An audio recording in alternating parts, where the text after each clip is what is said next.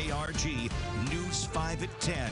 Good evening, I'm Amber Grigley, and thank you so much for joining us. We are continuing to follow Friday's devastating mass shooting that left 3 people at NAS Pensacola dead.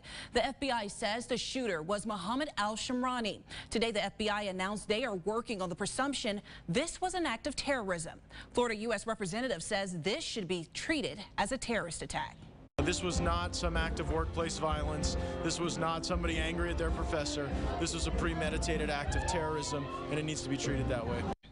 Today's Florida's Governor Ron DeSantis said U.S. need to take more precautions to protect the country after he was asked about social media posts that the shooter hated the United States. The FBI says they've recovered video evidence as part of the investigation. Now, this includes multiple videos from base security cameras, also cell phone video taken by bystander outside the building after the attack started and first responders had arrived. Now, U.S. Defense Secretary Mark Esper says at least one Saudi national filmed the deadly shooting. Now, friends of the shooter were detained after the shooting. Esper said 1 or 2 of those friends recorded the attack. The FBI confirmed al-Shamrani used a Glock 9mm pistol he bought legally and lawfully. At this hour, the FBI says the Saudi national students training at NAS Pensacola have been ordered by their commander to stay on base, and the Saudi Arabian government has pleaded cooperation. News 5's Chad Petrie has more from a community still reeling from what's now being called a terror attack. There are many signs like the one behind me that show this tragedy is still fresh and there are still many unanswered questions. People lined Navy Boulevard Sunday afternoon to pay their respects to victims of Friday's mass shooting. Our hearts are broken for the families and for our city, but we're proud Americans and we want to be out here and show our support. Hours earlier, the FBI said they presumed from the beginning the attack was terrorism. This allows us to take advantage of investigative techniques that can help us more quickly identify and then eliminate any additional potential threats. They said 21-year-old Mohammed al-Shamrani purchased his handgun legally. Defense Secretary Mike Esper also confirming another Saudi national shot video of the attack, but couldn't say if it was before shooting started or as the event unfolded. We are working with every single international and domestic partner to ensure that we vet every single lead. And for people honoring the fallen in the rain, there's no place they'd rather be. Because this is where we need to be at. Pay our respects. In Pensacola, Chad Petrie, WKRG News 5. Now, during today's briefing, we also learned the gunman visited New York just days before the shooting. Officials say the FBI is working to determine the purpose of the trip, and agents are attempting to locate and question anyone who may have interacted with the gunman. And for more on what we've learned from today's investigation, here's News 5's Nicolette Schleisman at the entrance at NAS Pensacola. Good evening, Nicolette. Good evening, Amber. Governor Ron DeSantis, alongside other officials tonight, questioning how someone expressed hatred towards America was allowed to train on an American base. I think that this is something that should not have been allowed to happen. The Florida governor demanding answers after a 21-year-old in the Royal Saudi Air Force training at NAS Pensacola opened fire in a training building, killing 3 and injuring 8 more. You have foreign military personnel coming to our base. They should not be doing that if they hate our country. My sense is that more needs to be done. The shooter identified as Mohammed al-Shamrani.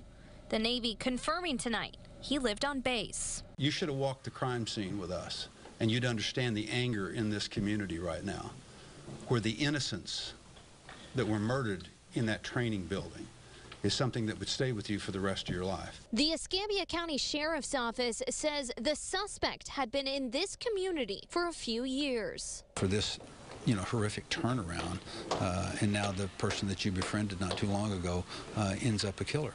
And it'll be a long time before people get over this. And I think a lot of people will probably be forever changed psychologically because that trust was horrifically violated. The FBI also confirming he was able to purchase the gun legally, something the governor is questioning the ATF about a loophole in the law that allowed him to make that purchase. He had no constitutional right to do that, for sure.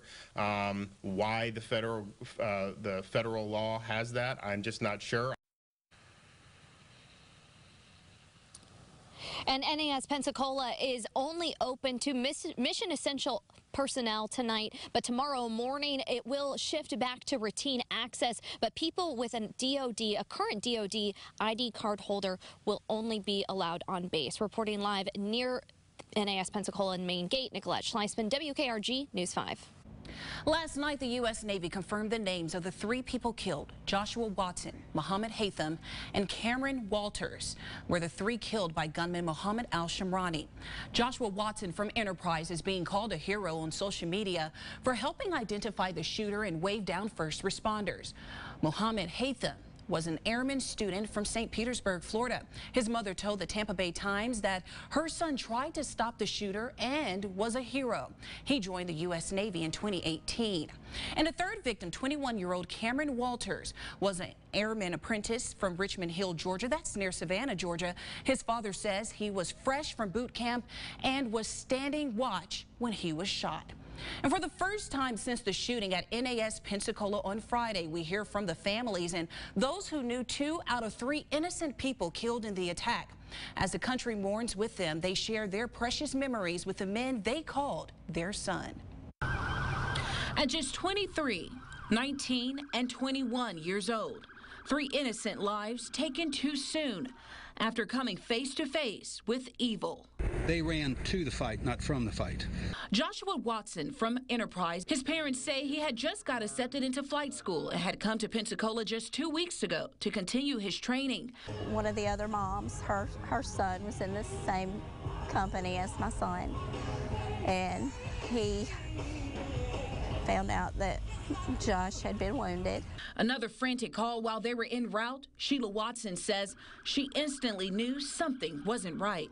It wasn't just a, nick on the arm and he was milking it. And then when we got there, they told us. Mohammed Haytham was an airman student from St. Petersburg, Florida, who had just joined the Navy in 2018. I just kept picturing his face with a gunman pointing a gun at him, and just the initial shock and fear. And as a mother, that was what initially took my breath away.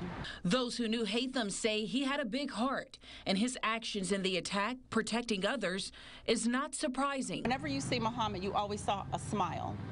And the third victim, 21-year-old Cameron Walters, was an airman apprentice from Richmond Hill, Georgia.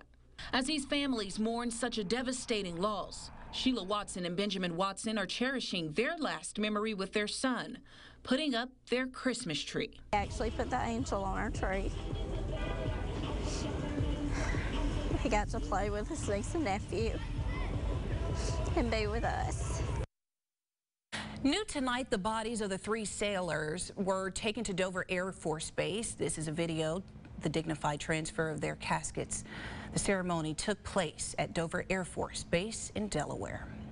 And we are also learning about some of the heroes injured in the attack. A member of the Navy and Gulf Breeze High School wrestling assistant coach Ryan Blackwell was shot 3 times, according to the City of Gulf Breeze Facebook page.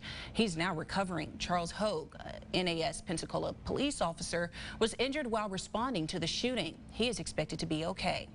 And the Salvation Army lending a helping hand to first responders, the Navy, and those investigating the shooting. Last night, they met with former Governor and U.S. Senator Rick Scott and Senator Marco Rubio. The Salvation Army has provided more than 700 meals over the past few days, along with coffee to those impacted.